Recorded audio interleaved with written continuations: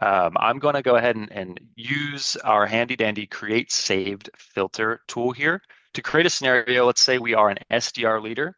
And what we care about, while we do want to see activity scores, I really want to know where is my team pacing on their calls for this week. Our SDRs are on the phone all the time. That's our number one activity metric.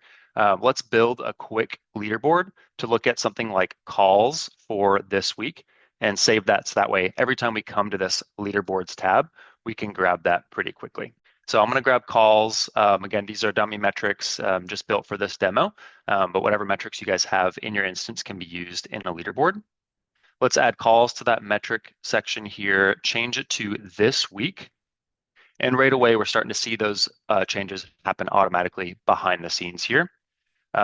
We can rank a few different ways in Ambition, and we'll walk through these different ways to rank leaderboards in the TV section, which is coming up.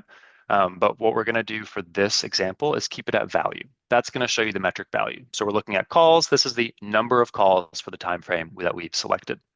Now, I mentioned I am an SDR leader, so I really don't want to see the AEs or any other team members on this leaderboard. So I'm going to get a little bit more filtered in here. For type, we're going to leave it at employee. Anytime we want to see a rep by rep leaderboard, we're going to live on this employee section in the type dropdown.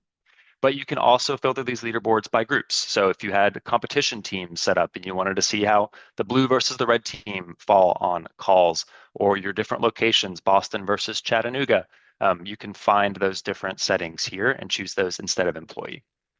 But by staying on employee and finding a specific group down here in my group section, like the SDR role, I can actually filter this leaderboard. You see it changing back here to show me just SDRs. So now we have SDRs this week for the calls metric, and I want to save this so that way I can see it every week.